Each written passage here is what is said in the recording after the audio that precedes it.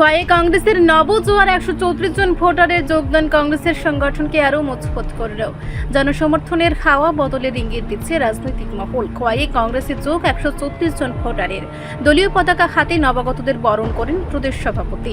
ত্রিপুরায় ক্রমেই শক্তি বাড়াচ্ছে কংগ্রেস। মঙ্গলবার দুপুরে খোয়াই কংগ্রেস ভবনে অনুষ্ঠিত হলো এক বিশাল যোগদান সভা, যেখানে 26টি পরিবারের মোট 134 জন ভোটার কংগ্রেস দলে যোগ দিলেন। তেলিয়ামুড়া জেলা কংগ্রেসের কমিটির উদ্যোগে আয়োজিত এই সভায় উপস্থিত ছিলেন ত্রিপুরা প্রদেশ কংগ্রেস সভাপতি আশিস কুমার সাহা, যিনি নবাগতদের হাতে দলীয় পতাকা তুলে দিয়ে আনুষ্ঠানিকভাবে দলের স্বাগত জানান। এই 134 জনের মধ্যে রয়েছেন খোয়াই মহকুমা আশারামবাড়ি, রামচন্দ্রঘাট ও খোয়াই বিধানসভা এলাকার বিভিন্ন সম্প্রদায়ের মানুষ, বিশেষ করে জনজাতি সমাজের এক বড় অংশ।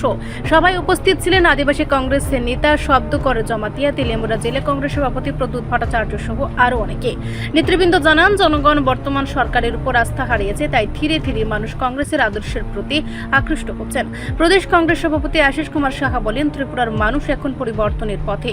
সাধারণ জনগণ বুঝে গিয়েছেন উন্নয়ন আর শান্তি প্রতিষ্ঠা করতে পারবে কি বলি কংগ্রেস। খোয়াই কংগ্রেস ভবনে খোয়াই জেলা কংগ্রেসের উদ্যোগে আশারামবাড়ি এবং রামচন্দ্রঘাট, খোয়াই এই তিনটি বিধানসভা বিভিন্ন দল থেকে, বিশেষ করে বিজেপি এবং ত্রিপুরা মথাত ত্যাগ করে 26 পরিবারের 134 জন, সোমেন্দ্র দেববর্মা, প্রসেনজিৎ দেববর্মা, অরবিন্দু দেববর্মা, বিনন্দ দেববর্মা, তাদের নেতৃত্বে ভারতীয় জাতীয় কংগ্রেস দলে যোগদান করেন। এই যোগদান কর্মসূচির মাধ্যমে খোয়াই জেলা সহ সারা রাজ্যে আদিবাসী জনগোষ্ঠীর মানুষের যে ভাবনা, আদিবাসী জনগোষ্ঠী বর্তমানে যে রাজনৈতিক চিন্তা চেতনার মধ্য দিয়ে জাতীয়তাবাদী আদর্শের প্রতি তারা যে অনুরক্ত হচ্ছে, বা আগামী দিনে তাদের ভবিষ্যৎ যে লক্ষ্য জাতীয় কংগ্রেসকে শক্তিশালী করা।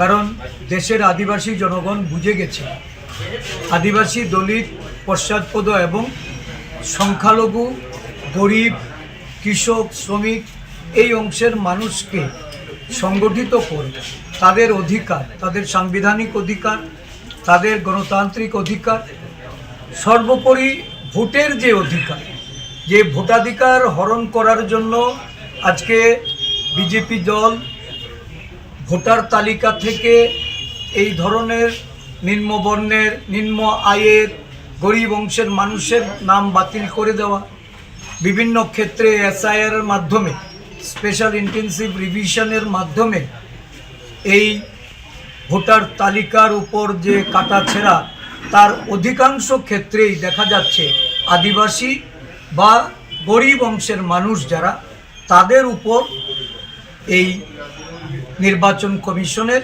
যে খাড়া এটা ঝুলছে।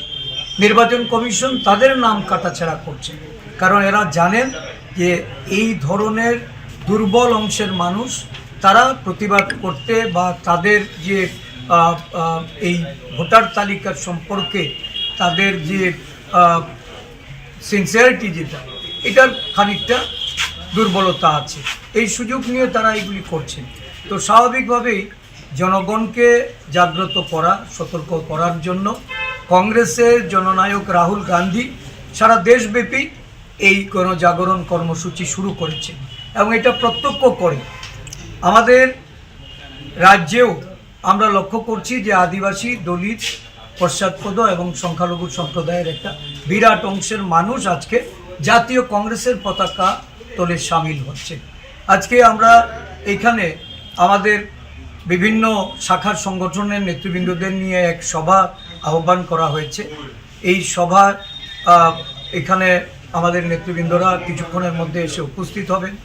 এখানে আমাদের খোয়াই জেলার সভাপতি প্রদ্যুৎ ভট্টাচার্য আছেন, আমাদের প্রদেশ কংগ্রেসের সাধারণ সম্পাদক, আদিবাসী কংগ্রেসের চেয়ারম্যান শব্দকুমার জমাতিয়া আছেন, আমাদের প্রদেশ সম্পাদক কার্তিক দেবনাথ, প্রদেশ কংগ্রেসের সদস্য আমাদের পরিতোষ দাস, আইনজীবী সেলের আমাদের বরিষ্ঠ আইনজীবী কংগ্রেস নেতা মণিগোপাল দেবনাথ আছেন, উপজাতি নেতা শিবচন্দ্র দেববর্মা, আমাদের মহিলা জেলা সভানেত্রী শ্রীমতী সবিতা দেববর্মা জামাতিয়া এই সভায় এসে উপস্থিত হয়েছেন। রিপোর্ট সংবাদ প্রতীক্ষা।